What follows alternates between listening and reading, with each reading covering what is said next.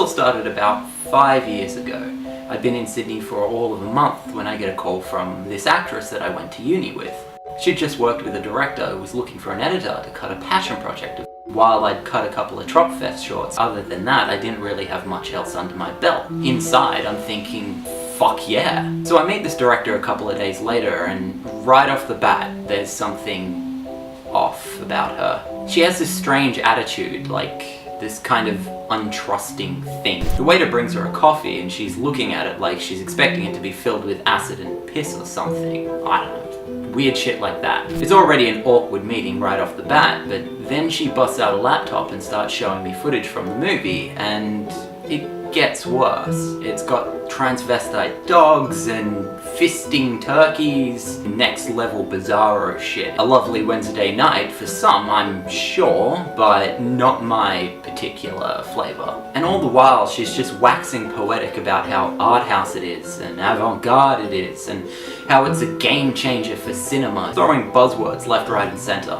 And red lights are just going off in my head with this big neon warning sign telling me to run for the fucking hills. But I've never had a chance to say no to a director, let alone had to. And if she's going to be doing something like that to a turkey on screen, what risk am I putting my tight little butthole in by saying no to her face? I suggest that she leave me with a scene's worth of footage so that she can see what I can bring to the table and I can test to see if it's a project that I might want to continue on. All the while I know I'm not actually going to do it. I'm going to wait a week and then let her know that despite my best efforts, I don't think I have what it takes to make her project the best it can be. No harm, no foul. A week later, I send her an email letting her know that I had a tinker with the edit, but I don't think I'm right for the project, and it would probably be best if she found someone with a bit more experience. She replies back that she understands, and I ask when she would like to come pick up her hard drive, and I get no reply.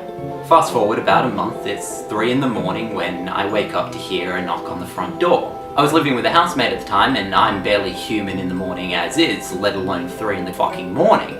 So I pick up a shoe, throw it across the room to let him know that he's gonna have to be the one to answer whoever the fuck is knocking on our door at that ungodly hour. I hear him cross the living room, he answers the door, and as I'm starting to fall back asleep, I hear him say to whoever's at the front door,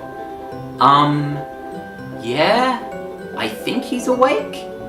For a split second I consider that maybe it's the cops. I'm the kind of person that even if I've done nothing wrong, immediately assume that I've simply forgotten whatever crime it is that I've committed. Like somehow I've just forgotten that I beat in a hooker's brains with a claw hammer last weekend, and it's just slipped my mind somehow. You know, normal people stuff. When I get to the front door, however, it's not the cops, but this director collapsed on my front doorstep, sobbing her eyes out. She's a blithering wreck, like a human puddle of emotion, right there on my welcome mat. I'm really not exaggerating when I say I'm not a morning person. I'm so far on the other end of the spectrum that it takes 3 coffees, a line of coke, and a main line of adrenaline just to get me out of bed. So to say I'm not prepared for this situation is a little bit of an understatement. And now I'm having to deal with this director having a midlife crisis right in front of me. Tears streaming down her face, she's sobbing and crying about these emails that she's apparently been trying to send me. And she tells me that she knows I've been receiving them and I've just been ignoring her this entire time. How dare I do this to her? How could I possibly do this to her? Crazy people shit. It's like a breakup rant, and I'm just standing there looking on wide-eyed trying to figure out what I'd gotten myself into. I try calming her down by showing her my phone and how many times I've tried to call her and how my email has none of the emails that she's apparently been sending me. Then on a dime, her attitude changes and she gets mad at me. Fucking furious. She's swearing in my face that I must have deleted them and I'm just trying to ruin her career and all she wants is her hard drive back. And I'm trying to explain to her that all I want to do is give her hard drive back. But there's a problem. See, for the last month, I've been taking the hard drive to work with me in the off chance that she might call and I could drop it off on my way home. It just so happens I forgot to take it with me the day before, and so it was now sitting on my desk in the production office. Now it's bad enough that she knows where I live. I don't exactly want her to know where I work as well. So I say, hey, how about this? I'll go to work, bring the hard drive home with me, you can come back at a more reasonable hour, one that's not 3 in the fucking morning, and everyone can go on their separate ways. She points a finger in my face and she says, I'll be back later, and you had better have the hard drive with you, or else. Like, she actually says, or else. So I go back to bed. I triple check that I've got the hard drive with me when I leave work, and I get home and 6 o'clock rolls around, and then 7 o'clock, and 8 o'clock, and 9 o'clock, and you can see where this is going. No calls, no texts, nothing. A month later, I'm on my way to work.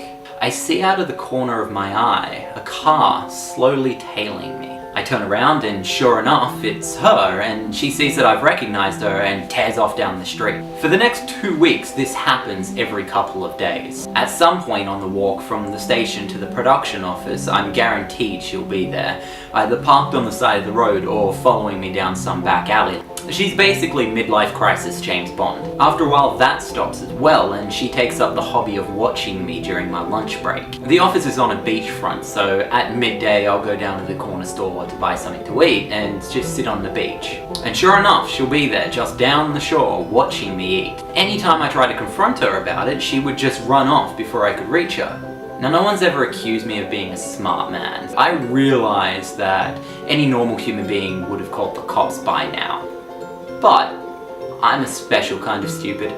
I was more curious than anything to see how far it would go, not really stopping to think for a second that it may wind up with my corpse dumped on the beach for some kid to find. Eventually, the stalky beach stuff stops as well. Now, my housemate's also a filmmaker, so every now and then he would get called away for anywhere between a week and a month to go work on a job, leaving me alone in the apartment. Now, the apartment we lived in was at the very bottom floor and at the back of the building. The tenants' parking spaces went around the side of the building and extended around to the back end. This is important for later because my bedroom was at the very back of the apartment, and it's the middle of November and summer's starting to set in. It's hot as fuck, so I'd taken to leaving my blinds open and my window up to try and combat the heat. And my window looks out into that parking space. One day, my housemate lets me know that he's going to be going away for a month on a job. That month goes by seemingly uneventful, and it's not until he gets back that I realize what I hadn't noticed. We're eating pizza and playing video games, and he goes, "Hey, I forgot to tell you something. When I was leaving for the job, I noticed a car sitting at the back of the parking lot, and in the front seat was that crazy director lady that showed up at our apartment a couple of months ago. And when I got back last night, the car was still there." Our lease on the apartment had finished by then, so needless to say, I moved out real quick. Now, it's been about 5 years since then, and I've neither seen nor heard from the director. But I've still got the hard drive. You know, just in case.